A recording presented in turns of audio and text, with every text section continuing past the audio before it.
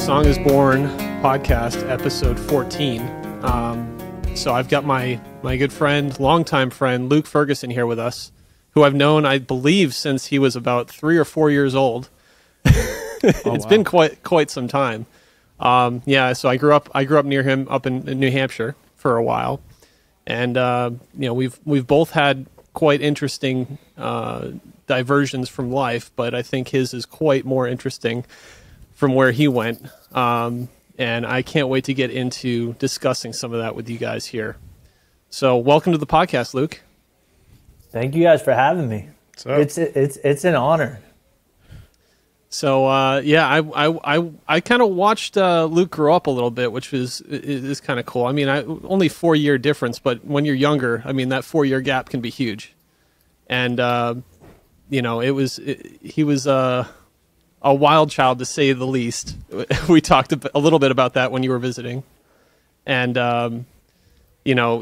I've just seen that dynamic shift over the years. And obviously when I, we moved away from each other, obviously, as we grew up.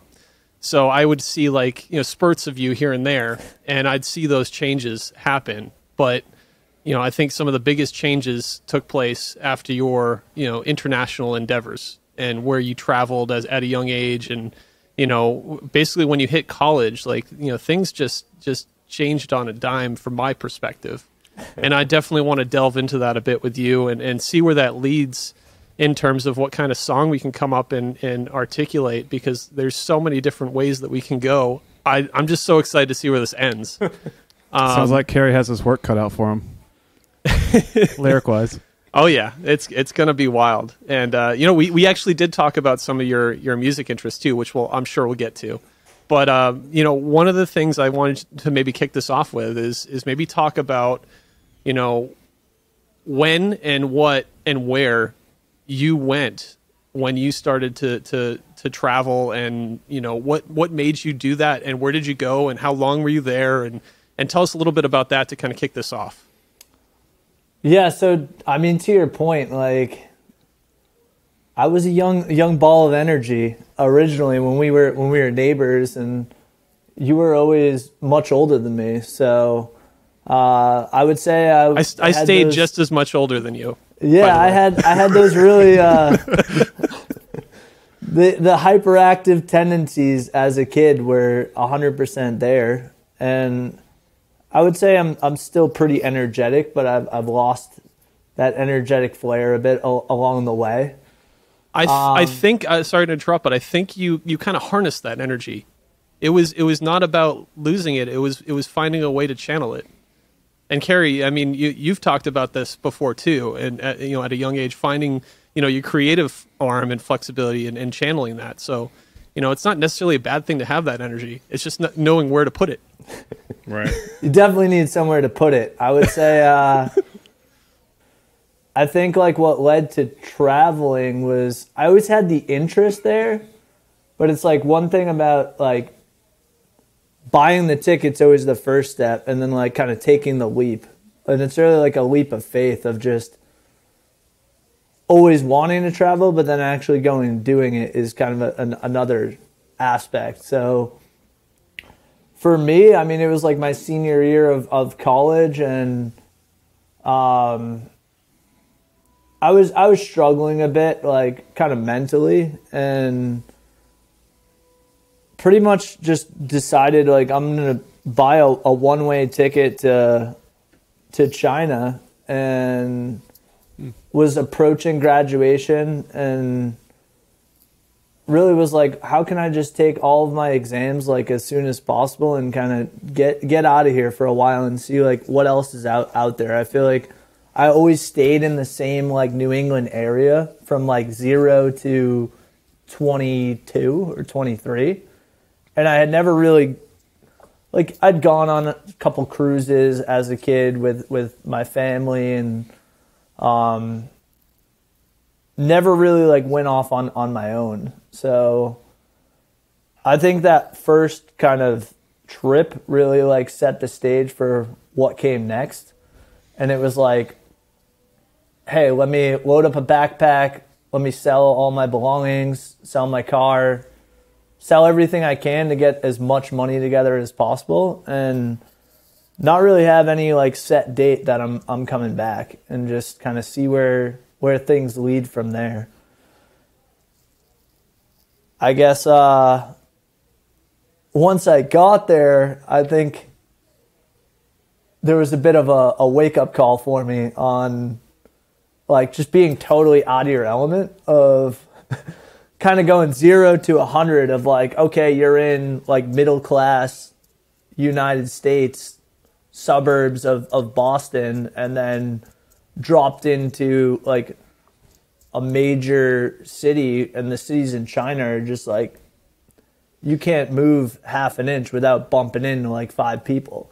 So yeah, New Hampshire is not the most diverse place. No. And I mean, there's no diversity in the high school I went to. I think like one of the reasons why I chose the college that I did, I went to University of Massachusetts in Lowell, was that diversity piece. Like, it was through those college years I started making a lot of friends that were like way outside of my normal friend groups from like the Wyndham, Salem community that I grew up in. But yeah, I mean, like, China really kind of set off like a big series of, like, I guess people call it the travel bug, but it's like once you do it, you get that bug and you just don't want to stop. You're like, I might not have any money, but I'm just going to keep going. So, like, going into it, what was your initial plan? I mean, I know you bought a one-way ticket, but were you basically, did you have an idea of like how long you're going to be there, where you were going to go, or just, you know what, I'm going to go there and see what it is? And so I knew I was going to go south. So I feel like when people go to Asia, they either do it one of two ways. They either start like really far north and then head south, or they start in the south and they head north. So I knew I was heading south. Other than that, like, I didn't have any sort of itinerary. It was like, hey, show up with a backpack. I mean, when I first got to the airport, I think it really hit me of like, oh shit, like, you actually need to know a little bit of the language to be able to get around. And I had I didn't even know how to say hello in Chinese. So it was like, I remember being at the airport and like going up to one of those information desks and like just pointing out being like a complete dumbass, but like just thinking for some reason they were going to be able to like speak the same language as me and like tell me how to get directions to my hotel. Well, I had a hostel at the time, but it was like a nightmare of me going on my phone with like not being able to connect to any Wi-Fi, or like trying to figure out how to get the Wi-Fi in the airport to then get my directions or like the address to show it to somebody and then get a cab. And it was like all these just one after another of like, holy shit moments. Like, this is what have I done? A lot harder than I thought. Like, yeah, you're like, oh yeah, it won't be too bad. Like, I don't know, usually you go outside of the country, and at least in like places that have more tourists or see more tourists, there's somebody who at least speaks like a little bit of broken English that can help you along the way. With China, that just wasn't the case. Like, I got in there at like, I don't know, it was like 2 a.m. I'm trying to get a cab at 2 a.m. I get a cab. I don't know if this guy's taking me out to like just straight up kidnap me or like where we're going. It's pitch black. We're going down all these like little roads and streets. All I'm showing him is my phone with a screenshot of the address, which is all in Chinese. And I'm just like, please take me here. You don't even know that what you're showing him is exactly right? No clue. You don't, yeah. No clue, yeah. And then like, I mean, he takes me what seemed to be the directions, but there's no sign or anything. And he's just pointing down this alleyway. Like a literal alleyway. Like, it's like this skinny of a road. Or like, not even a road. It was an alley. And he's like pointing down there. And I'm like, I am not, like, any major city in the U.S., you don't go walking down alleys in the middle of the night. Like, you're just asking for trouble. Yeah. So he like wouldn't stop pointing, and he's popped the trunk and he's like, go down that alley. And I'm like, is this guy like crazy? Like, what's happening? But had no other choice. Walked down the alley.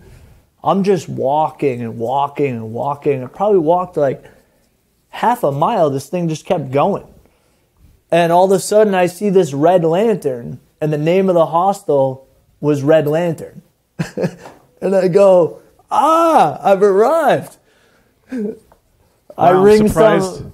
I'm surprised it was Red Lantern and not like Red Panda or Red, like an animal name. It's always a color in an animal. Yeah. Well, red's big in China. I mean, it's good luck. So it's like, okay. Yeah, you kind of, I ring a little bell. This girl comes out, and like she spoke a little bit of English, getting some like backpackers and some tourists coming through. Got into a room. There was like I bought the cheapest room possible, which with hostels it's like the more people in the room, the cheaper the rate. So it's like an 8-bed dorm room, kind of like college, like the dorms you'd find in college, like some bunk beds or whatever. And everyone was sleeping, and I just like passed out and woke up the next morning. Was like, okay, see what Beijing has to offer here. What did you go there with? Like you said, you had a backpack. Like what were the essential items that you really had to have on you? So I knew it was gonna be like pretty cheap once I got there, so I didn't pack a lot. Like I was like, oh, if I need something like clothes wise, it's probably just easier or cheaper to just buy it there and like carry way less weight. Go directly to the source of everything that made in America. Exactly. So like all I really had was like, I don't know, probably like one pair of jeans. I had like sandals and the shoes I was wearing. Couple like basketball type shorts, some t-shirts, just like enough to get by. And then I brought like a Google Chromebook type thing for some reason. I don't even know why. I thought I would like use it or need it. Found out quickly I never opened it the entire time I was over there. So how long did you end up staying in China? I was there for like a month and a half. Wow. And I thought it was really cheap, which like compared to the US it is. But then I found out like, no, Luke, you're in the wrong place. Like I had $3,000 when I left. And I probably spent like more than half of that 3,000 in a month and a half in China. And I spent the rest, like another kind of 2.5 months or so in Southeast Asia, and like I could live for like a month off like $500 in Southeast Asia. Oh wow! You talking like Thailand, Vietnam? Where'd you go? Yeah, so I went kind of Beijing to like Shanghai, Guangzhou, Hong Kong, and then I flew from Hong Kong to Bangkok, Thailand. Okay. Spent about a month in Thailand, then did probably like 3 weeks or so in Cambodia, and then a short stint in Vietnam, then back to Cambodia because I found out Cambodia is like the cheapest country ever. And really? I was down to like I was actually out of money at that point, but that's when it was like, hey, I just want to keep traveling, but I'll break into the credit cards if I need to. And I started doing cash advances on my credit card to get enough money to keep the traveling going. Now, there's a lot of dense culture change just within, heading from north to south. Like what gave you the initial culture shock? Was it just going to China for the first time, or was it different each time you went to a new country? So China, like I learned a ton of lessons along the way. China was the hardest to travel. Like I feel like there's a lot less tourists, where Thailand gets like a lot of Europeans, a lot of guys from the UK. You get a shit ton of Australians because it's like they can go. Australia's really expensive. Thailand's like an hour-and-a-half flight, and they can go party, get cheap booze.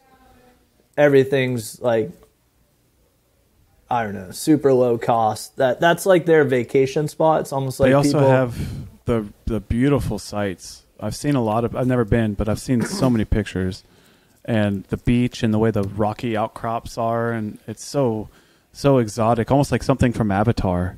Oh yeah, I mean, You know? beautiful. Like, I haven't been to Hawaii. I've been to the beaches in Thailand, and those are always number one for me. Like the beaches in Florida or New England, or I mean, I've been to Brazil and Peru as well, and Ecuador to the beaches, and they don't even compare to what I saw in Thailand. And like Southeast Asia just in general has insanely beautiful beaches. Did you get a chance to go to the what's it, Tiananmen Mountain area? I know Like there's Tiananmen Square. Tiananmen Square, yeah, in Beijing. But they're like the Tiananmen Range, the mountain range. No. No? Well, Oh man. no, I did make it out like out of the city.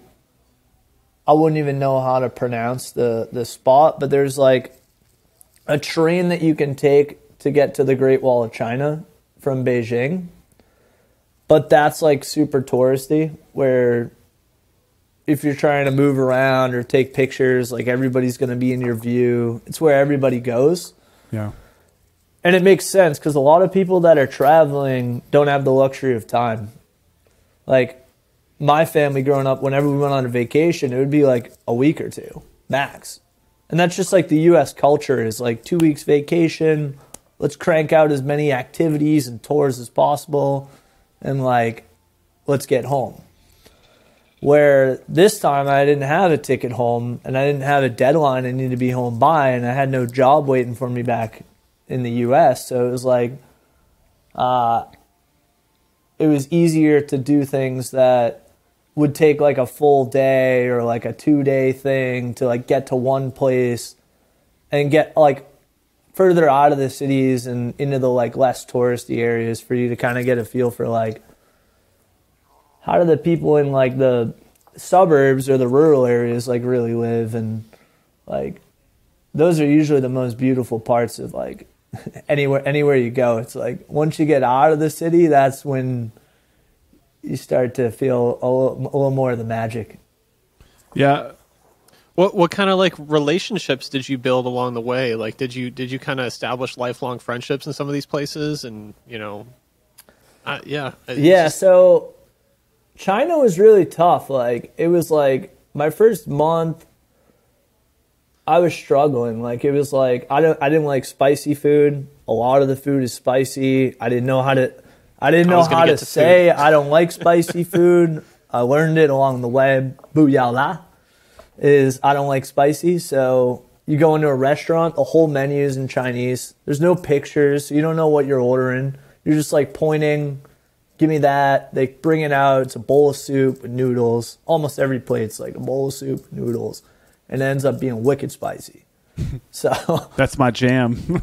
so I'm not into that. Like I don't really like soups, and I don't like spicy food. So it was really difficult. So I'm like buying fruits from some guy on the street to like living off fruits for like a month. Dragon fruit.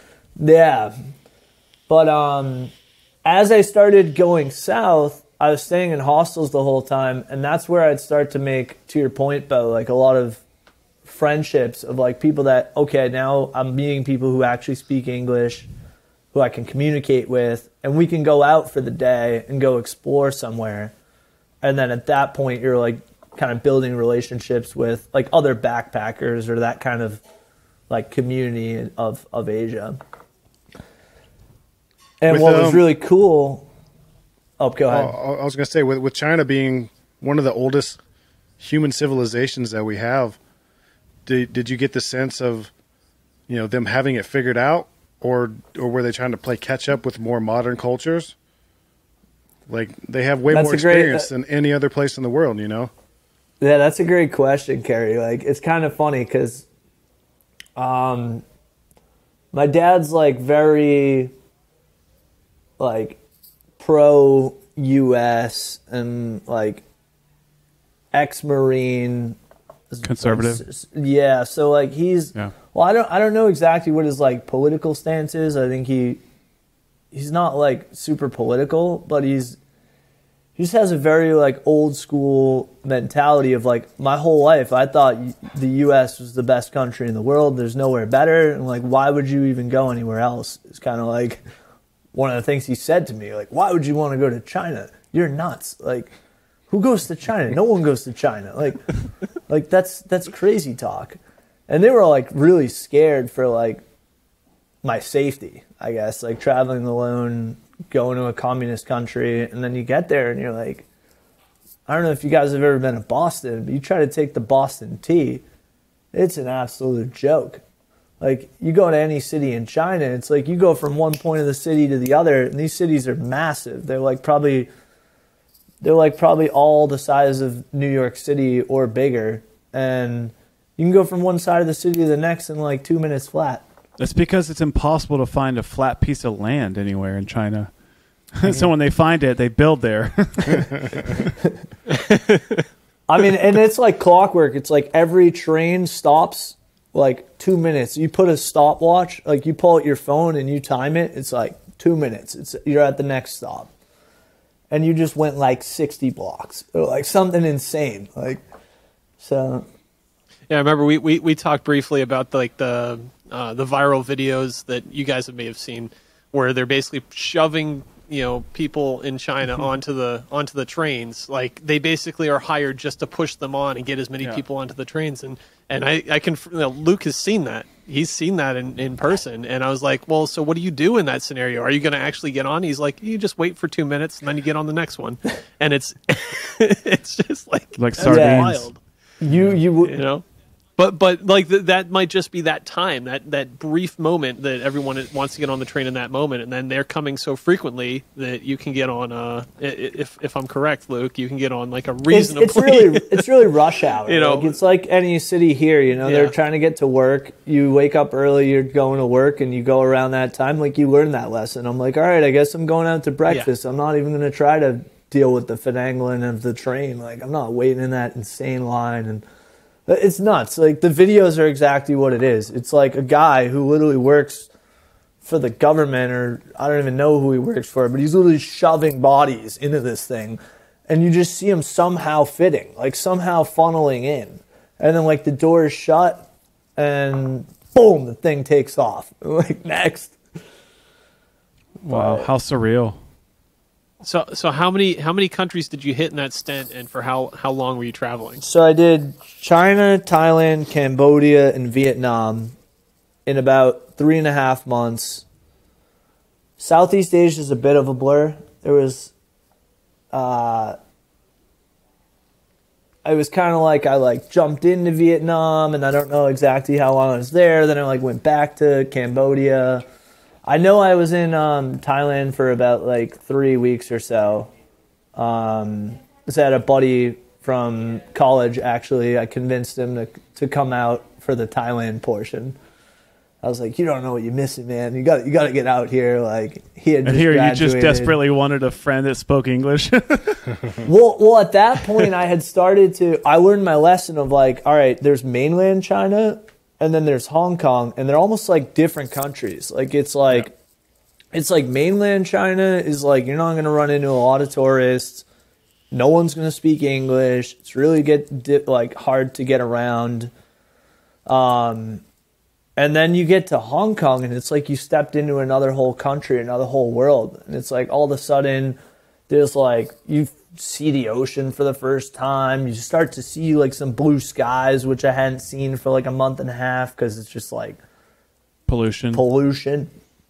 I was literally having like breathing problems. I had asthma like as a kid, and I don't know if it was because I started smoking cigarettes or if it was the smog or a mix of the two, but like, people wouldn't talk to you in China. Like, I'd go out to like a nightclub or something, and like people would look at you weird if you weren't smoking cigarettes. Like, it was like I'm not even going to talk to you unless you like will smoke cigarettes. So I never liked cigarettes. I probably destroyed my lungs in that like month and a half, because also like they're like selling Marlboro packs out on the street, but like they're not Marlboro. It's all like copy. Who knows what's in these things? And you're like buying like packs of Marlboro, fake Marlboro, copy like Marlboros for like $1.50 and like smoking something. It's probably healthier. China making fake products? I don't believe that. Yeah. But no, Hong Kong got pretty, like, it got easier, and that's when I started to actually like really enjoy my time more. Was like, okay, now I can like go to the beach, I can breathe like somewhat. I mean, it's right next to mainland China, but for some reason it's like you start to maybe by the ocean, it takes in like a little bit better air. And the city's just really cool. It's got like all these. It actually reminds me a little bit like my wife and I did our honeymoon in Rio de Janeiro in Brazil. And like Brazil has like the beaches, and then all behind you is like these like mountains, like, but like really cool high peaked mountains where you can get like amazing views of the city. And Hong Kong's like the same way. You can get on these, I haven't been to Europe, but those like double-decker buses that are on the wrong side of the road. And like, Bo, you had talked about, oh, did you make any like lifelong friendships? Like, I met this guy at this hostel that I was staying in Hong Kong. It's called Chungking Mansion. You guys you can Google it offline, but it's pretty famous, but like for all the wrong reasons. It's basically this massive building that's probably been around for, I don't know, like 200 years or something. And it's just a bunch of like hostel / like rooming houses kind of things with like prostitution and fake passports and like a lot of shady shit going on. But it's the cheapest place to stay in Hong Kong, like by far. Like it's like anyone who's like illegally a criminal, they're there like for the wrong reasons. They all stay in Chungking Mansion. And I basically got this hostel because Hong Kong's super expensive. Like it's like New York City prices, and I'm like, I only have like $1,500 to my name. So I could like blow my entire budget in like a weekend in Hong Kong. So I'm staying in this spot. I open up the door. You go up this elevator and it just opens up. Everything's like super tight in Hong Kong as well. They try to fit like these rooms. It's just the population's out of control. There's no room for anyone to live. You've probably seen some videos or like pictures of some of the apartments, but like their apartments are like a closet in the US and they got like 4 people living in it. Wow. So I open up the door to this hostel room.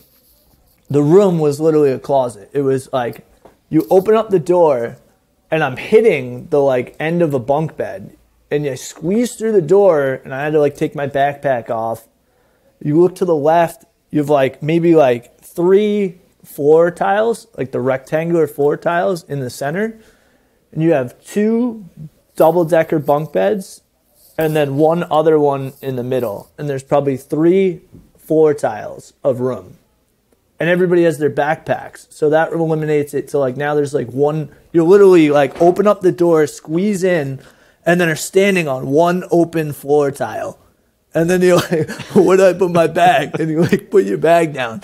And you're in there with like 1, 2, 3. I'm awful at math, but 6 dudes living in a closet. And it was like I don't know, $12 a night or something. Like, and I'm like, I love that. Like, I'm like all about it.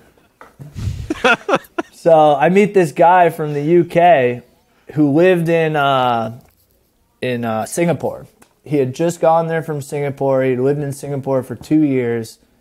He was like he worked for some like marketing agency in Singapore. Was like dating a girl there. They broke up. He's like, I'm moving out of the city. I'm going to go try to find a job in Hong Kong. But he wasn't making a lot of money. He was like, I don't have a job yet. So he had been there in that like closet for like a month and a half looking for a job. I'm like, Wow. dude, how do you in here for like a month and a half? He's like on his laptop in this bunk bed looking for jobs and like trying to get interviews. I'm like, I mean, this guy's nuts, but like, I started to be like, maybe I'm a little crazy too, but like, what are you up to? Whatever. I offered to like buy him some beers. Like we're sharing a room for like a week or whatever. I want to get to know the guy. And since he had been there for like a month and a half, we just went out and had a night. Like we just had a hell of a night on the town and like basically became best friends. Like swapping travel stories because I had just done like a good amount of China and he had been all over Asia and like, yeah. Do you remember his name? Yeah, Ollie. Ollie. Oliver is his like full name, but we still keep in touch to this day. That was like one of the like first travel friends that I made. Because there's a lot of people who just like, there's a lot of like mini little friendships you make where it's like they're staying at the same hostel you for like two nights and you're like, oh yeah, you have a really good time and whatever, but then like maybe you add each other on Facebook and then never talk again, you know? Yeah. So you go through this experience. You come back to the States after a few months.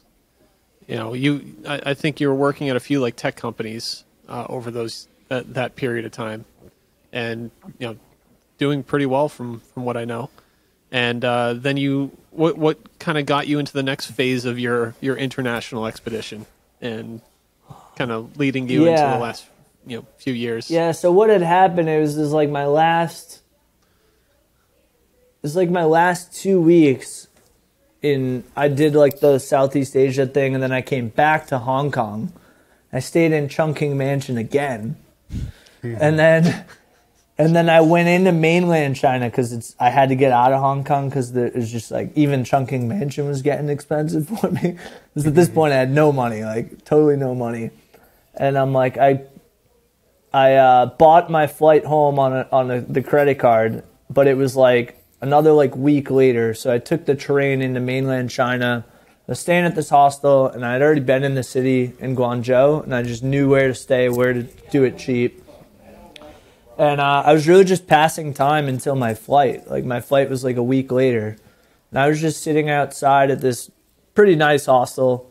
I forget the name of it, and it was like probably like 1 a.m. At this point, from being in Asia for like 3.5 months, I was doing a lot of drinking. So I was like sitting outside this hostel, going to like a little corner store across the street, and I just kept buying bottles of baijiu, it's called, or baiju. It's like basically sake, but like the Chinese version.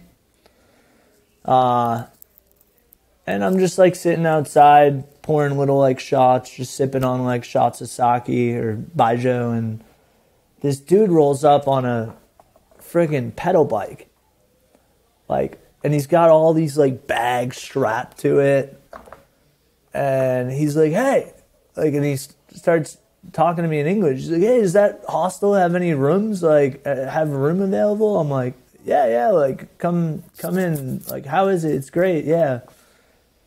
And he's like, will you watch my bike? I'm like, yeah, like, and he's got like literally these like bags like strapped to his pedal bike. And I'm like, yeah, I mean, I'll watch your bike, like whatever. He's like, I'll be right down. Goes in, checks into the place, comes down. He's like, thanks for watching my bike, man. Like, you mind if I join you? I'm like, yeah, I'm all alone. Like, I mean, no one to talk to. Like, you speak English, take a seat, man. Like, here's a shot, like whatever. We start talking. We stayed up all damn night, like just swapping travel stories. Like I thought I had been some places. This guy, man, he's like totally next level, like totally another level. He goes, oh yeah, like when did you get over here? I'm like, oh, like 3.5 months ago. I started in Beijing. He's like, no way, me too. And I'm like, oh really? Like, and he's like, yeah. So where'd you go? I start telling him. He's like, oh yeah, I just made it to here. And I'm like, wait, like you rode a bike from Beijing to here? Like, I was taking trains and planes and buses and shit. Like, dude, this guy rode a freaking bike. across China, dude, like from the north to the south on a fucking pedal bike. Doesn't speak Chinese. I'm like, well, like learned way more than me, like in that like 3-month period. But I'm like, dude, you're nuts. Like you're off your rocker, man. Like, so his name was Ali, and we stay in, and he's like the probably second like travel buddy that I like actually stay in touch with. And I found out that he's from California. He's from like the San Francisco Bay Area. Older guy. He's probably like, I never asked him how old he was, but I don't know, if I had to guess, he's probably like close to 50. And I never really like, it got weird. Like one thing that like somebody kind of called out when I first started backpacking was like, I don't know if you've caught this, Bo, but like people in the New England area, one of the first things that they do, and I've realized it a lot, like if you go to the city of Boston, you meet somebody, first question they ask almost every time, oh, what do you do for work?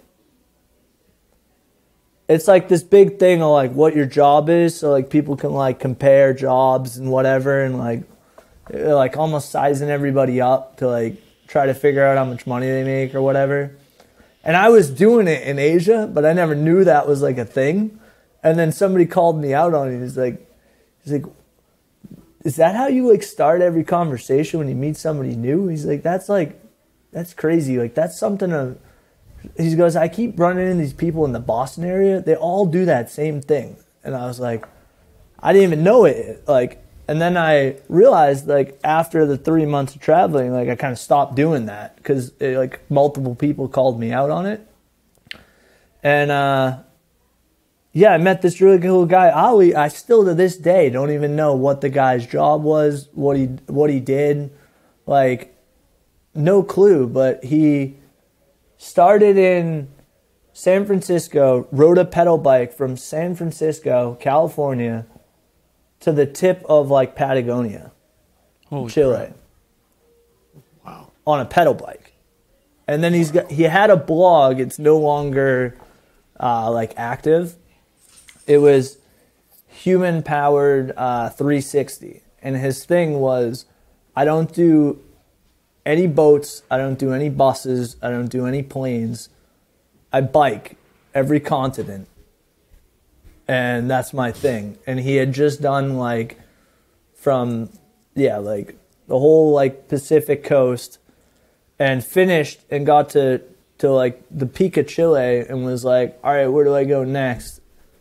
He packaged up his bike. He flew that over to China, and I found this out after like 2 weeks chilling with the guy, or a week until my flight.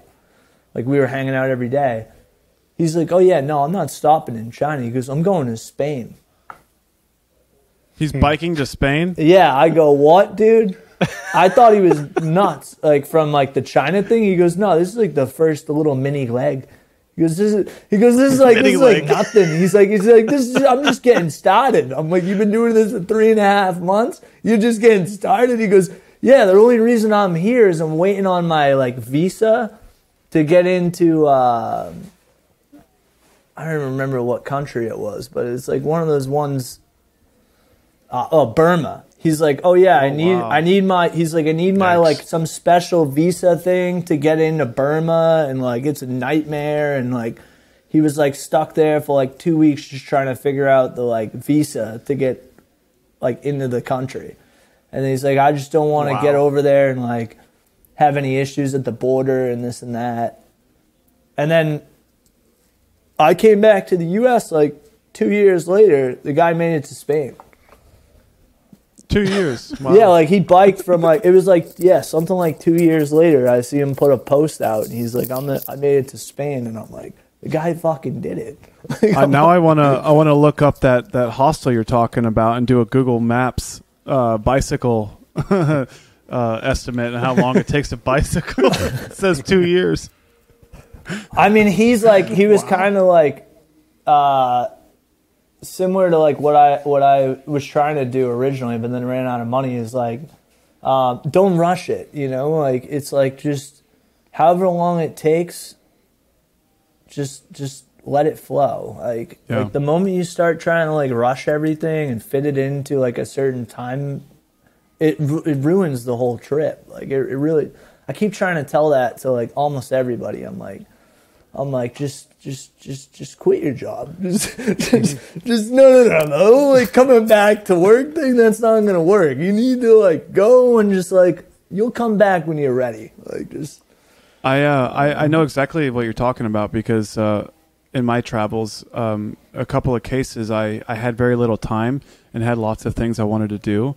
And so you build this itinerary and you're like, all right, we're going to do this on this day and then this on this day.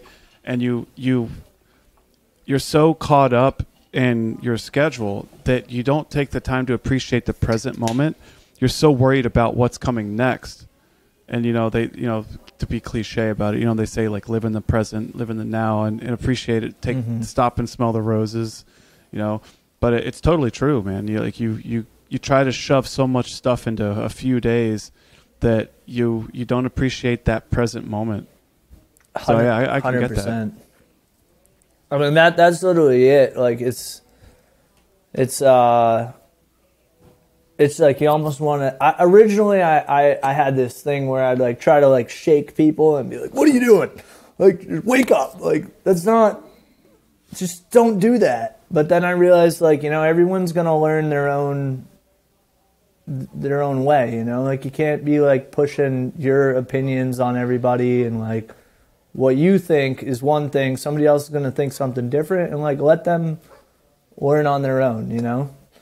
So. Let people do their own thing is what I've tried to like move more towards, because I used to try and like really make it a point, take it a little too far. It's like it's not really for everybody. It's like you had such a good experience with it, and that was like almost became your passion if it wasn't before. And then you're excited so much that you want everyone else to have that same feeling. I get that, and sometimes it's tough to not come off as, pushy to get someone to do the same thing. But, just to tell your story and what the impact it had on you, I mean, that's important. Even if there's one person that listens to this podcast and says, you know what, I was on the fence about traveling and now I'm not, and now I want to do it. That's important, and your experience is actually influencing those other people. But then that leads me to the next leg, like I was talking about. So obviously you went down and ended up not just traveling but living in another country. So what kind of got you there, and what was your experience like? Yeah, so I always tell long stories. I'm tough to like condense them, but. What I was trying to get to was that guy Ali that I met. I spent like a week with him in China. We started to get to know each other, and he had already been to like majority of the world. And I said, "Hey, I'm just getting started. Like you just said, I'm passionate about travel now. I obviously clearly got that bug. I'm out of money. I'm gonna go back to the U.S. I'm gonna try to get an office job. Try to suck it all in and just work." And make a good amount of money and then save it all up and then use or maximize all my vacation time. I changed that thought, but I thought, like 3 weeks vacation, I'm going to go have an amazing 3-week trip. And I go, so where am I going to go? Like now I've seen Asia, like you've been all over, like me after spending like every day with each other for a week. Where should I go? And he just goes, Luke, you're going to Peru. Wow. And I go, all right, I guess I'm going to Peru. I go, what? Where's Peru? Like, Machu I'm like Picchu. I'm going on a map. I'm like, wait, is that like next to Brazil or south of Colombia? Like, I didn't even know where it was on the map. North of Chile.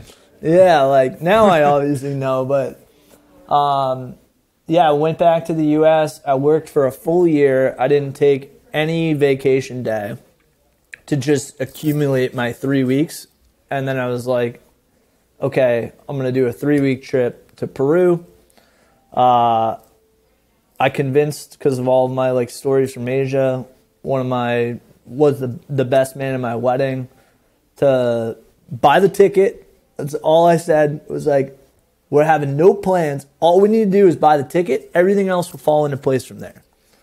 Like, my MO is basically like, you buy the ticket and then you buy like a night or two at the first like hostel, and then you no plans from there. You just see what comes, and everything could change of what you had in your mind. You could meet somebody, they bring up some place you didn't even knew about, and you just end up going and having an amazing time. But yeah, I basically went down there for a 3-week trip, and we got there. We're in Lima. We're at this hostel. My buddy had never really been like had like total culture shock, and maybe had been on like a trip to Mexico or something with family, but it was kind of like how I was before the Asia trip. So it took a couple days for him to like get his bearings and feel like more comfortable in the new environment. And I was like, we got to get out of the city. Like, I'm like, I don't know, like 2 days in a major city like New York. I'm like itching. I'm like, we gotta get out of here. But I'm also like, we only have 3 weeks, so like we need to get out of here like now. We're wasting too much time in this city. And I didn't know it at the time. This is the problem with not doing any sort of research and like just going out and doing stuff. It was like Obama was visiting Peru randomly. And it was like everybody knew about it for like months. Like, oh, Obama's coming to Peru. Like, so they made it like a national holiday where like everybody had like bought like plane tickets, bus tickets to go out of the city to go visit their families in like the more rural areas of Peru. So I'm trying to get out of the city and I can't get a ticket to go anywhere. I wanted to go to the Amazon, but I couldn't. The only way to get there was to fly, and all the flights had already been booked like months in advance. So I'm getting all pissed off. I'm going to like stand after stand with our backpack at the bus station, all these different like bus companies. And I'm like, just give me a ticket out of the city, anywhere. They're like, where do you want to go? I'm like, what do you got? I will literally go anywhere as long as it's out of this city. And this lady's like, we can get you on a bus. We have 2 tickets left to go to this city, Trujillo. And I go, where's Trujillo? She goes, oh, it's like 13 hours north of here. I go, what is there to do there? And she goes, well, there's really nothing. It's another like big city, but 30 minutes away, there's a surf town. She goes, you might like that, or like check it out. So I'm like, great. Bought the tickets, was on like a red-eye bus, midnight, left. And basically got into this town, got out of a cab with my buddy. We got our backpacks. We're walking down this strip. All these guys are surfing and whatnot. It seems pretty chill. And we see this hostel, and it says, it's got like a bunch of people up on like a rooftop, all kind of like partying and like drinking and stuff. I was like 25 or like, yeah, I was probably 25. Like, I was in that age, you know? And it just says Casa Fresh.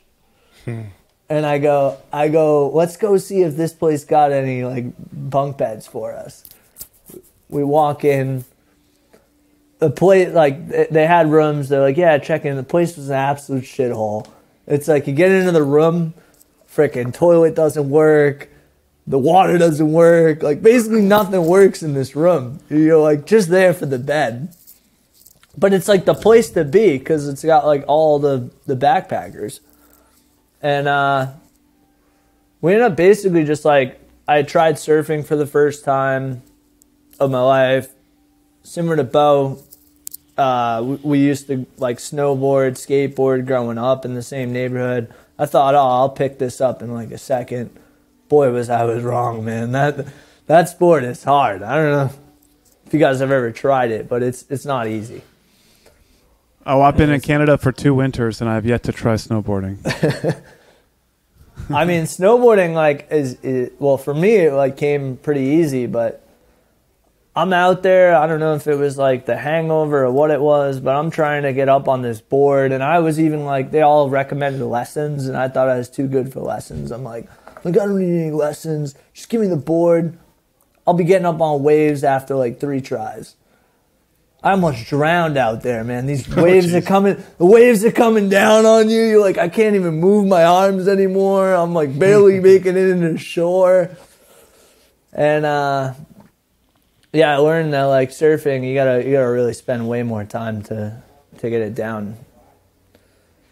But I ended up meeting my now wife at that hostel, Casa Fresh. Oh wow. No kidding. So yeah, we were there for like 4 days. She walked in. I didn't speak any Spanish. She didn't speak any English. She was with a couple friends.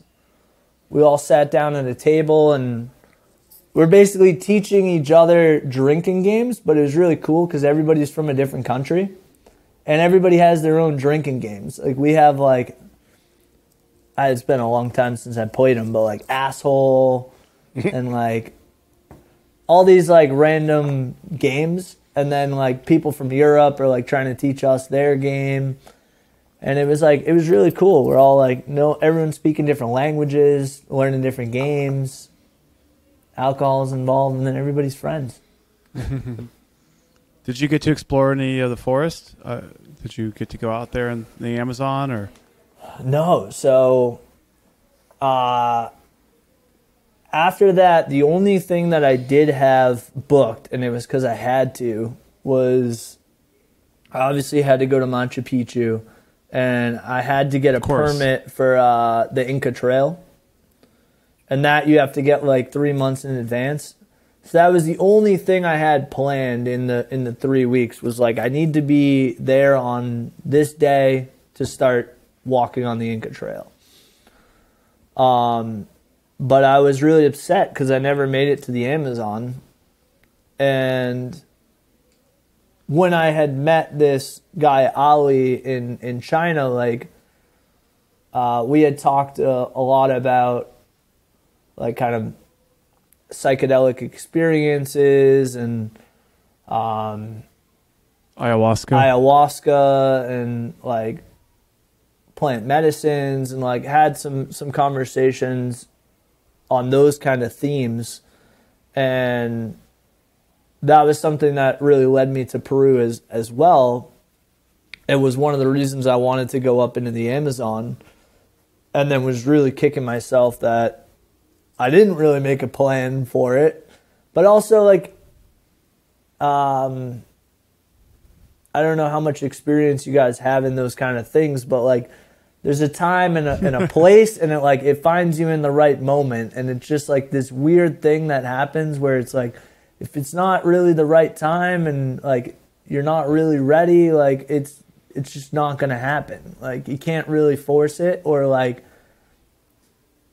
it might not be the best experience. So I was definitely trying to force it, and like I learned some lessons from trying to force it. Like I couldn't get to the jungle. I finished the Inca Trail. I didn't have a lot of time left in my trip. And I was basically like asking anybody and everybody, pushing to find ayahuasca. And you really want it the other way around, where like ayahuasca finds you. You're not like shouting at the rooftops to every person on the street to be like, where's the ayahuasca ceremony? Like, where do I go? Hey, like I only have like, I don't know, 5 days left in Peru. Like I didn't make it to the jungle. Like I need to find an ayahuasca ceremony. And then it's like, I mean, yeah, I found one. Learning, or the lesson I got was like, don't force it too much there, Luke. Basically, I met a guy who took me outside of the city, about like a 2.5 hour car ride outside of the city. And it's really just a local like village community. What's kind of cool is you can't find it on a map. Like this place doesn't exist. I've searched like every name I was given, and now that I speak more Spanish, I've gone back to Cusco multiple times, and nobody can tell me where the hell I was.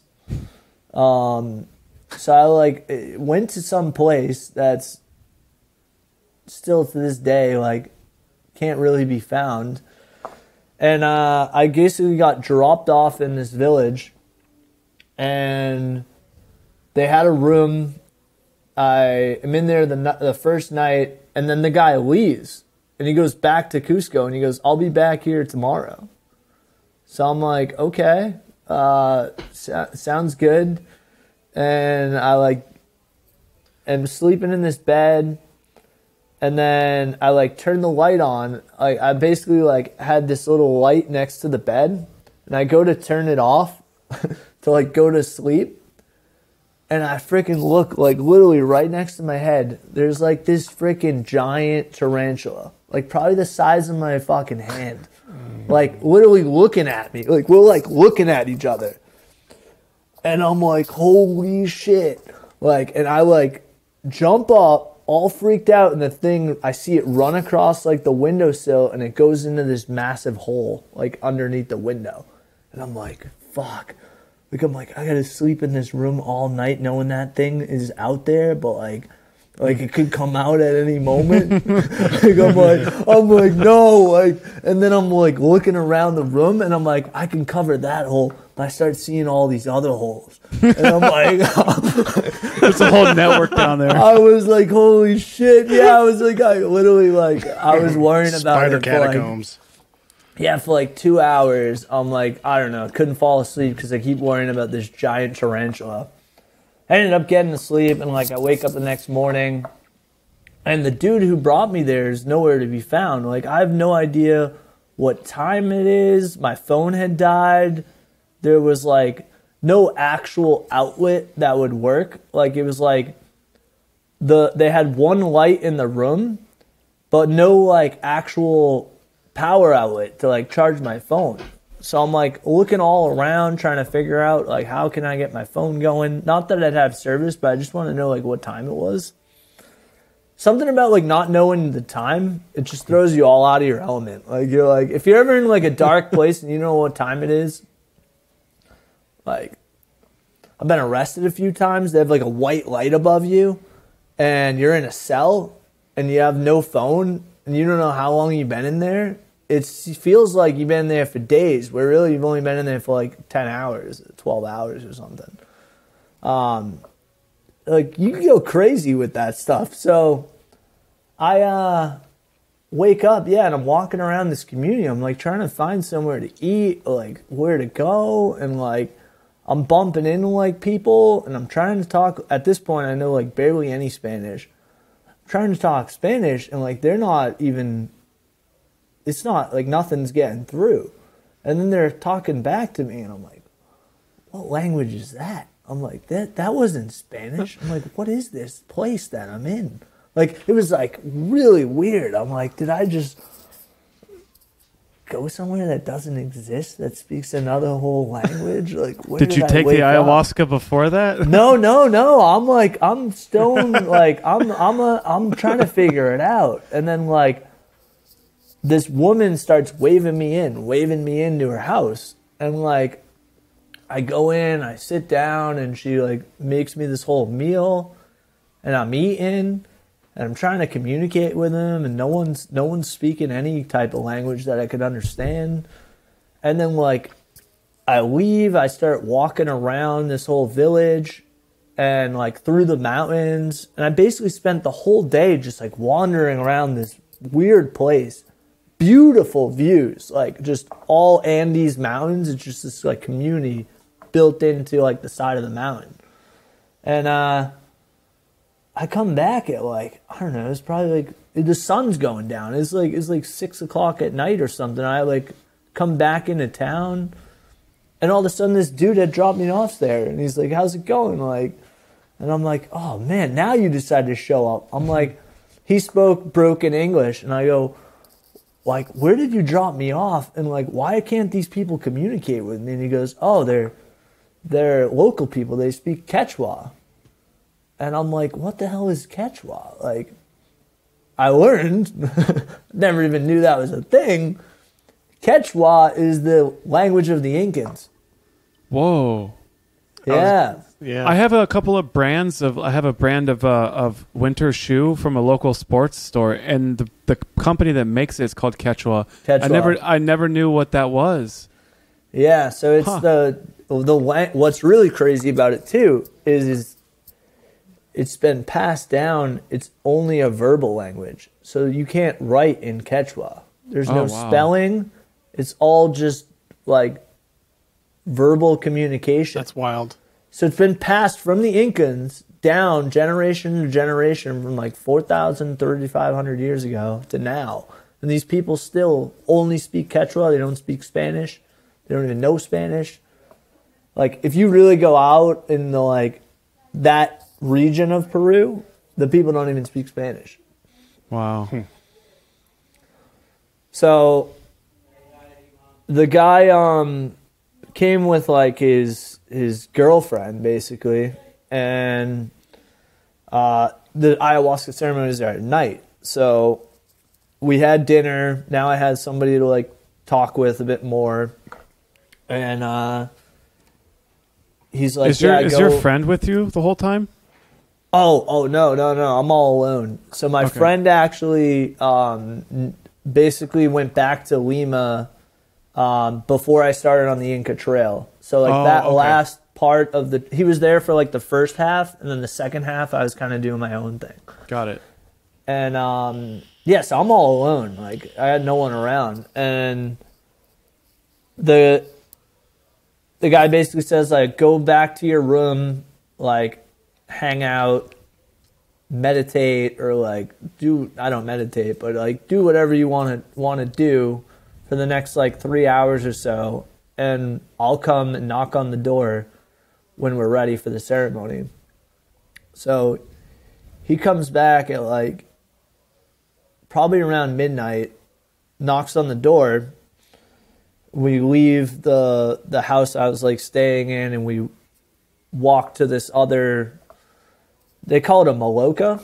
Basically, it's kind of like a temple thing. It's like a dome hut, and they had some like blankets set up and like a bucket. For puking. And, for those who are listening, it's for purging. Yeah, exactly. And they had all these musical instruments, or I didn't really know what they were at the time. I knew they were like something to do with music, but we kind of sat down, talked a little bit, and he poured me a glass of ayahuasca, and it was like probably about this tall. Like, I thought at the time it was normal. Like, I go, oh, that's like, okay. Like, I knew it was a tea. It's a really thick, like, it's not really like a tea. It's like really, really thick. And it tastes pretty bad. Mm-hmm. But it's like this thick sludge almost. And it was like a glass like this big. And I just like, I mean, I had like eaten mushrooms a fair amount of times, and like my thing with that type of stuff is just like get it in and get it in as fast as possible, and like just get it over with. So I just like take the glass and I just like chug the whole thing, and then I'm sitting there for like laying down for like 45 minutes or so, and he's like, do you feel the connection? That was what his exact words were. Like, do you feel the connection? And I was like, I'm not feeling anything. I'm not feeling anything. And then like, he starts to like play some music, not like with a speaker or anything, like this musical instrument. I forget what it's called, but basically it's like this stick that has all these little like beads in it. And you like flip it upside down, and it like almost sounds like it's like raining. It's like these weird movements. I can send you guys some videos after. the coolest instrument like I've ever heard at this point. But maybe it's because I had drank ayahuasca, but it's incredible. We'll have to include that in the song it's somewhere. incredible. I can send you a some rain stick somewhere. That's Was what it, I think that's what it was. Yeah. Was it rain called stick. the Chacapa? I'm not as musical as you guys. I have no idea what it was called, but I think it's like a rain stick. It was like the coolest instrument. He starts doing that, and I'm like, yeah, I'm not really like feeling anything. And then he's like, it had been a good amount of time, and then he's like, do you want another glass? Worst decision ever. Worst decision ever. I was like feeling way too overconfident, or I don't know. And I was like, yeah, I'll take another glass. Like, I'd come all this way, like I don't know. I like accepted the second glass and drank another one. Which is just just not a good idea. Not a good idea. You went back in time, dude. Yeah. So You learned the Inca language right then and there. So I'm in the ceremony, and like, so like all of a sudden, maybe like after I drank that second glass, it was like 10 minutes later, I just start puking. And then like, I'm puking, and then feeling like shit, and then I like get back in my blankets, and I like felt like the puking had kind of stopped, and then it's like boom, like pretty much like just Came online? Launch off, and it's like, all right, it's fully kicked in. And what did I just do? Because like I feel like I'm on a goddamn rocket ship, and like there is no turning back at this point. Like it's like full throttle, and I'm like holding on. Like, what did I just sign up for? I don't think I should have drank that second glass, but I can't turn back. I'm in it. Gotta commit. That's called ego death. Yeah. So, yeah, that's going on, and pretty much I just like break through the service, and like all of a sudden it starts to like calm down, and the music is going this whole time, but I couldn't focus on the music because there was just so much to absorb like mentally that I didn't even know he was playing music. Like I'm just starting to hear the music. Like this is probably like an hour. You don't know what time it is, and like totally lost track of time. But like probably for like the first hour or two or three, I don't know how long it was. I'm just trying to like hold myself together. And then like whatever time it was, it starts to like calm down, and all of a sudden I start to hear this music. And now I'm like following the music, and I'm like, all of a sudden there's like these massive just colors and geographic, I'm awful with that word, but like geometric patterns are just moving in all of these different directions. Did you and like the kaleidoscope sharp edge, like almost polygonal shapes? 100%, 100%. So like full kaleidoscope. That's actually a really good way to put it. Just like full on, like insane kaleidoscope action happening. And Did you meet any elves? No. So that's actually very common. I know. I have some friends who have not with ayahuasca, but with some other psychedelics. Yeah, DMT. And my only experience prior to that with like DMT was smoking DMT in college, and I only had done it once. But I remember I broke through, and that was what started the conversations when I met the guy in China around ayahuasca, because it was so short that I was like, I know there was a lot of information hitting me, but I could like, it was so fast that it was like 8 minutes, and it was like too much to digest.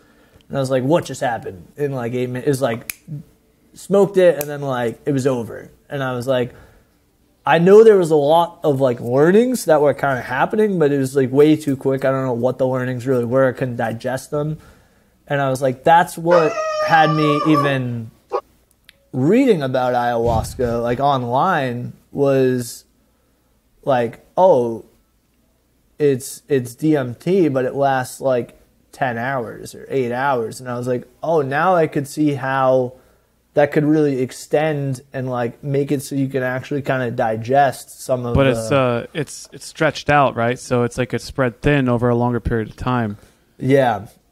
So that was like what kind of piqued my interest in it from like the get-go. And then like basically while that kaleidoscope stuff is happening and the music is kicking in, I'm like really getting into the music, like just incredible like sounds and like visuals happening. And then at that point was the first time when he said, do you feel the connection?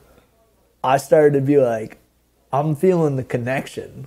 Like, and my connection, I think there's a lot to say about the, I mean, what's that saying? Like, help me out, Kyle, but like set and setting. Set and setting, yeah. Set and setting. So like, there's so much to say about set and setting. It's like, because I was in Peru, because I was in a village where everyone was speaking Quechua and the language of the Incas, like I was connecting with whatever was going on in that community, that like I literally like felt almost like I was like an Incan. Like I felt like I had some sort of like tribal connection going on with the type of music too that was being played. I was like,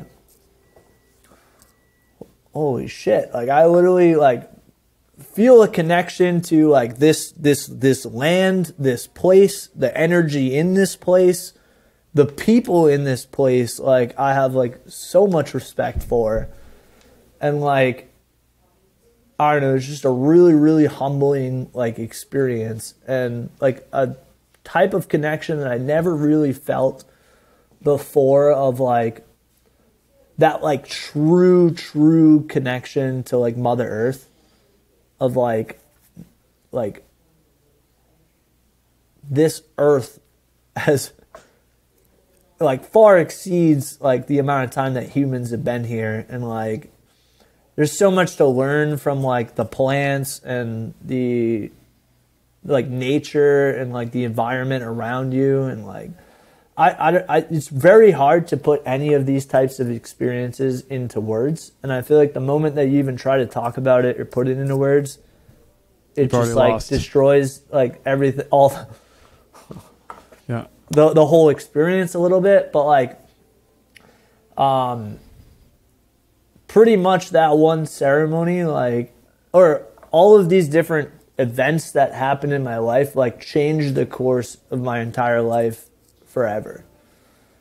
Like it was like, if I didn't buy that one-way ticket to China, like I wouldn't be where I am today. I wouldn't be doing what I'm doing today. I wouldn't be married to the person I'm married to. Like everything changed just by buying that one ticket to China.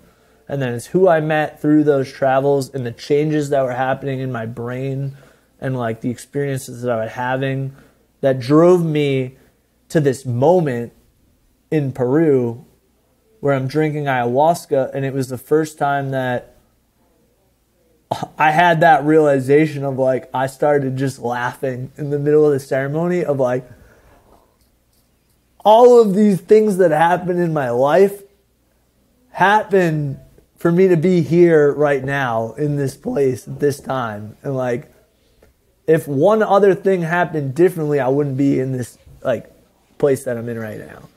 Did you get the sense of familiarity of welcoming back home when you were under the influence? Yeah, 100%. Like you had been there before? Yep. That's what I got too. Yeah. I came out of I haven't done ayahuasca, but I have smoked DMT. It was my first ever experience with the psychedelic, and I had a full breakthrough on my first trip. And one of the things that was probably the most disconcerting to me was that I came out of it on the other end thinking that I had been drugged with DMT before in my life and experienced it before. But then when I a couple days later, I'd sobered completely up and I thought about it and I was like, I'm 100% certain I've never done this before. This was my first time. But I was convinced that I had been drugged with it unknowingly because it felt so familiar. And that was one of the weirdest things that they said, welcome home. That I did meet entities and I saw not elves, but they were more like clowns or jesters. And it was really weird. They would take their hand and they'd spin their head around on their shoulders and it would be a smile. And then when it came back around, it'd be a frown. And then they would like laugh at me. It was so fucking strange. But I felt like I'd been there before. And they said, welcome back. It's been so long since we've seen you. We're so glad to see you. And I was like, oh my God, it's you again. I missed you. Did you get that sense of like I did. I definitely, yeah. The feeling at home was 100% there. It was like almost like, I mean, everyone has like different religious views, but it's almost like you feel like you've almost just been entered into like the gates of heaven, and you're like connecting with people that had passed away in your life, that you're now like, I'm home, and like this is like where I'm supposed to be. Like a comforting feeling. Or maybe where we all go and where we came from. That's the feeling I got. Yeah, I would agree with that. Well, we still don't know where we go when we sleep too. Maybe that's the familiarity too. What's really crazy is, like, from doing some reading on DMT, is that it's like the chemical that's actually released from your brain when you die. So yeah, so that makes a lot of sense. And during death. Yeah. It's also the only psychedelic that is endogenous to our bodies. Our brains make it, our liver makes it, our lungs make it. It's coursing through our veins on a daily basis all throughout our lives. If you don't get DMT, you die. It's a neurotransmitter, and it's incredibly important to the function of our everyday just being alive. And Terrence McKenna famously said that we're all carrying, right? And it's an illegal drug. It's a Schedule I drug, right? It's kind of insane. But it's very closely related to serotonin and melatonin and tryptophan. They're very, very closely related. But this one particularly, it just has such an affinity to attach to your receptors in your brain, and it causes, well, they call it the spirit molecule because it is like it sends you into this other dimension, this other realm. They actually, I was excited to hear that you might talk about it because I wanted to tell you that May 23rd, they're doing this online sort of talk with a bunch of patients that have been in the study, and the study is called DMTX. And what they did was, you smoke DMT, you're only in there for like 20-25 minutes. It's so fast, it goes by like in the blink of an eye.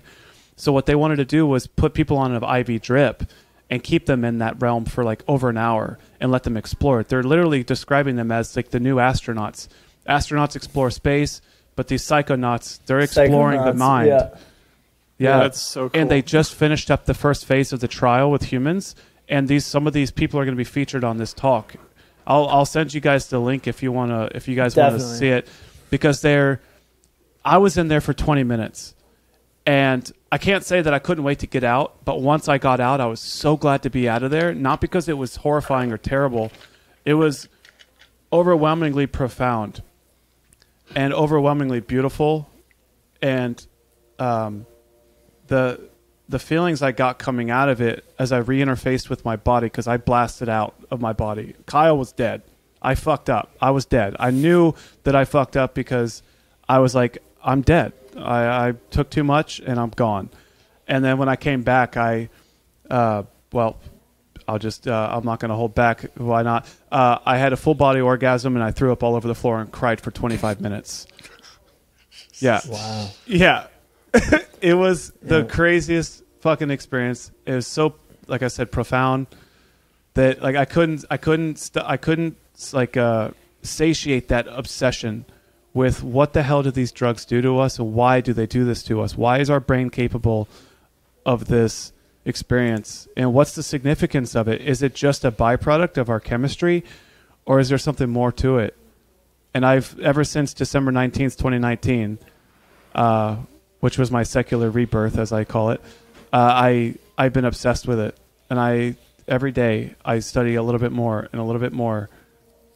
And I'll be honest, I'm not like itching to get my next DMT experience. That was a lot. It was like a fire hose to the mouth, like just like, like a fucking way, way, way more than I could have ever pictured.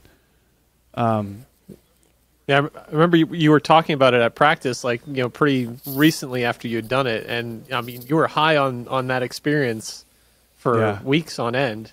Obviously, it's you know, still, but, you know, extremely so after that. I'm a different person today than I was the day before that. 100%.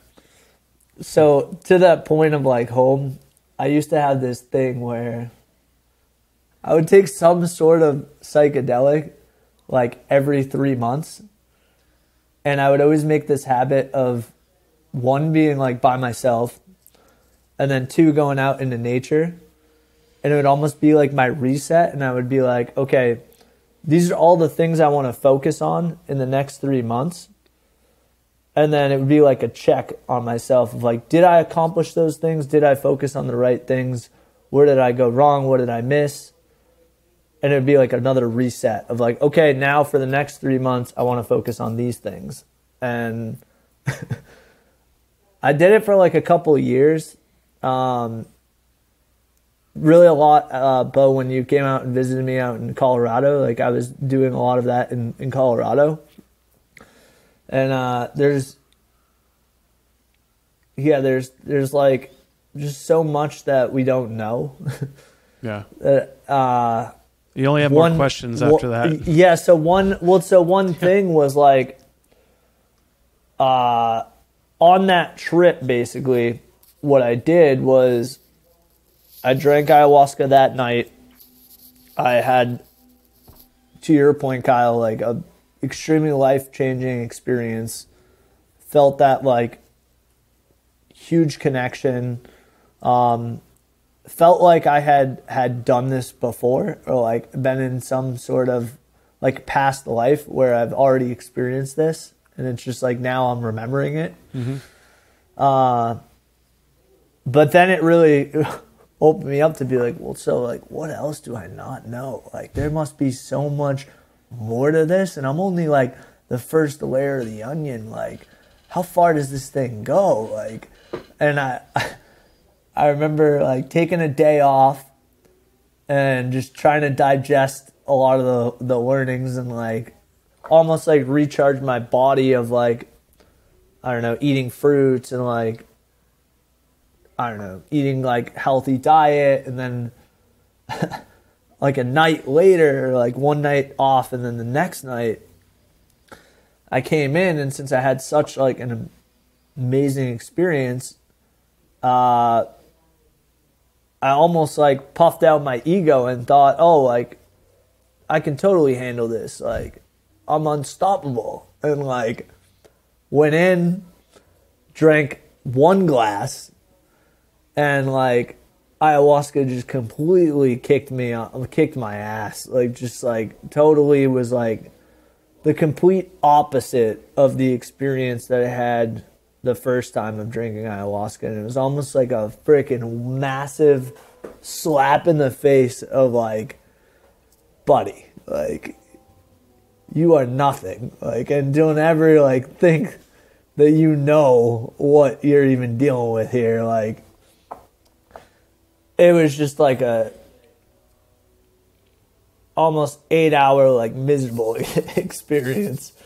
Though like it really set me back on like an even keel, or like kind of made me leave with like my tail in between my legs. Like there was one point that I just couldn't even handle it anymore. I got up in the middle of the ceremony, and the guy was kind of freaking out because I was losing control, and was literally like, one of the like kind of rules that he said, there's no rules with this stuff, but was like, never leave the Maloka. Never leave the Maloka. Oh, dude, I like literally like opened up the door and ran the hell out of that Maloka. Like, I was out. Like, it was like, I want this to be over. I'm out. Opened the door, ran out. And let me guess, it got worse? Oh, no, it was just the whole time was awful. It stayed pretty much the same. You couldn't run away from it. There's no running from this. It's just... You have to give into it. You have to let go and surrender to it. I wasn't letting go. I wasn't surrendering. And I really learned my lesson. And then, it was like pretty much like not in a good place after that. I feel like to like make it so I left on like a higher note. Like another day went by, I like chilled out, and then woke up the next morning, and he was like, "Yeah, let's drink some San Pedro." Oh, that's mescaline. Yeah. So we woke up, and the thing about San Pedro is it's a daytime ceremony, and your eyes are open the whole time. So with ayahuasca, you're pretty much like almost like sleeping. You're like eyes shut. It's all 100% like internal. With San Pedro, it was like, it's really a cactus. It's like the cousin or something like that of the peyote cactus. Mm-hmm. Yeah, they both contain mescaline. Peyote is much rarer and takes a really long time to grow. San Pedro grows like everywhere. Mm-hmm. And it's not a religious sacrament to the Native Americans. So we recommend going for San Pedro over peyote. So San Pedro, it grows, to your point, it's like all over the Andes. It grows naturally. You could literally like be staying at a place, go walk up on the side of the mountain, cut a branch off of the San Pedro cactus, go back to your house. It takes a long time, but I've made it a few times, and like it's a bit of a project, but like you basically just boil this cactus for like 12 hours, and then eventually it disintegrates into like a tea that you can drink. And I remember I was sitting up on the Andes Mountains, like on a rock, and I just have this amazing view of the Andes in front of me. And this guy's playing music behind me in the mountains, and I didn't put any sunscreen on. And you're at like 14,000 feet or something, and I'm like touching the sun. No sunscreen on. And all of a sudden these like little, like, I'm awful with animals, but like these little like goats like come like running up to me, and they're all like standing right next to me, and they're all like eating the grass. And I just remember like, I don't know, I probably laughed. For some reason, I just started dying laughing for like 45 minutes, watching these like goat, no, what were they? They were sheep. So the sheep have all their like fur, and it was just like visually looked really, really funny of like them all bending down and like eating the grass.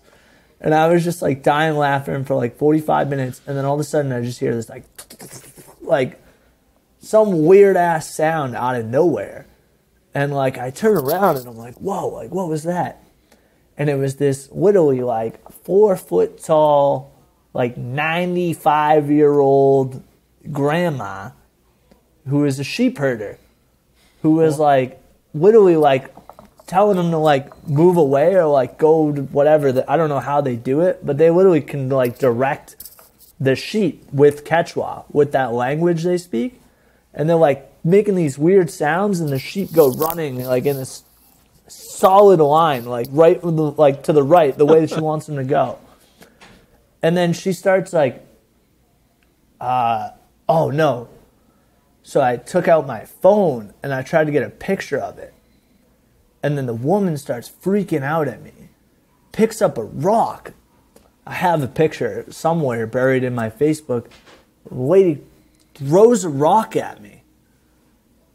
And I'm like, I'm on San Pedro. I'm like, what just happened? And I like turn around at this guy and I'm like, dude, this lady's like, literally just threw a rock at my face. Like it almost like hit me. And it was like a good sized rock. I'm like, she like was like picking a fight. This is like a 95-year-old woman.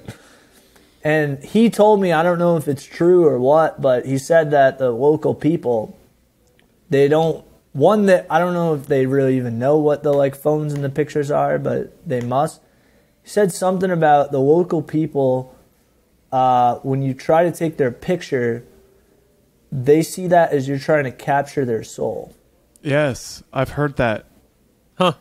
And I was like, whoa, what? Yeah. Like you're consuming I was like, them. all right, like Yeah. I'm not taking anyone's picture here anymore. But like I learned my lesson. Is that why half the internet is just soulless? Every picture is worth 1,000 bits of your soul. We're just going to be a bunch of 80-year-old Instagram So- models that have no soul. So yeah, I think I could listen to this go on for hours and just hear more of your stories, Luke. But we got to find a way to wrap this up and figure out how to write a song to all this, because there's a lot of different themes and obviously centered around the connectedness of the world and traveling and just where one decision can just translate into an entire track of life for anyone, and how big that choice can be. I got a working title. Carrie, you came up with the one last time, but I this whole time I just keep thinking Nomad. I like it. I love it. I like it a lot. Or Carpe Diem. Carpe Diem. Seize the day. Yeah. Yeah. I like the then background as well, Bo. I had to pick Machu Picchu. Then the next question would be, what kind of genre do we go with? What music shall we make this in? Well, So one brief question I did have that maybe you can boil it down a little bit.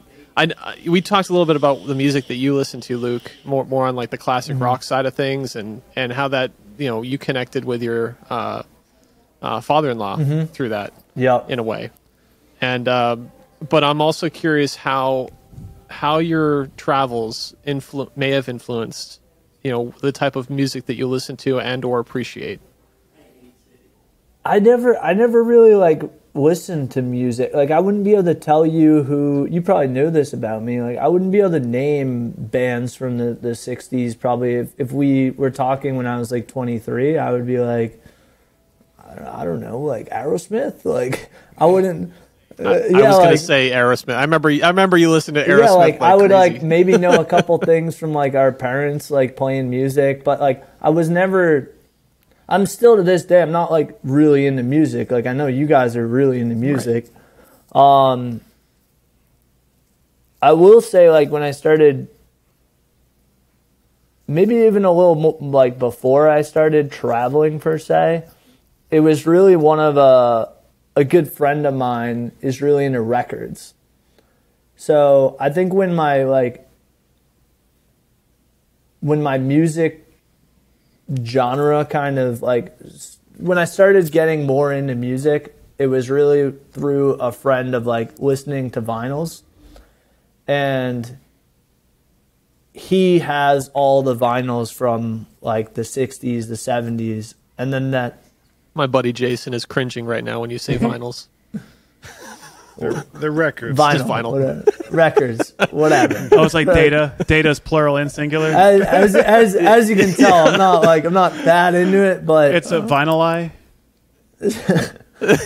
so no, the records, right? I'll stick with that. So the records, like I never had a record player. Like he just had all these. He has like 3,500 records, and like that's when I started listening to like all the kind of 60s, 70s type music. Like I didn't even know who the Grateful Dead was, like really anyone outside of like Aerosmith and a couple other bands, where like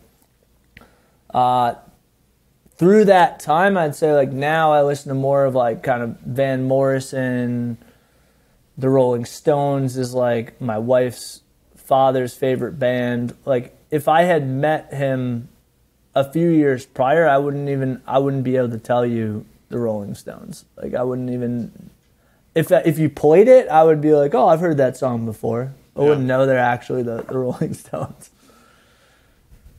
I don't know for genres though, like, yeah, like I like that type of music. My wife and I have been listening to a lot of like almost like Spanish reggae, which is pretty interesting. I could send you guys a few. Damn it, cool we just did reggae. I know, I heard it. It was awesome. I mean, I would say like if you're gonna pick a genre though, like what's the song where I was getting married and like this song came on. I created the playlist on Spotify for our like wedding DJ, and I was like, you can handle the party music because you guys do all the reggaeton and like the crazy like party music. I'm like, but I'm gonna like steer in the right direction for like the like appetizers and like the eating portion of like what kind of music we want playing during the actual like ceremony and that type of stuff. And I could probably just share the Spotify playlist with you, Bo, but it's really all the songs that I like. And yeah, that'd be perfect. The song that came on, which is crazy, is we were walking the beach and we had the wedding photographer like taking our pictures and the sun's going down, and all of a sudden Fire on the Mountain from Grateful Dead comes on, and literally a whale jumps out of the water, like right as that song's playing. And I always loved that song. Wow. I was like, oh yeah, like this is just another one of those moments that is just like right time, right place. There's a reason why all this is happening. Well, yeah, give us the playlist and we can go through it and pick out some parts and bits. You know, wouldn't be the first time we've got multiple genres to work with and to kind of mash them up. And we like that too, right? One episode and we get 4 different genres. You know, let's do it. Absolutely. They're all probably, you guys would be like, oh yeah, these are all like pretty similar. I think you get a feel for it. Yeah. Right on, man.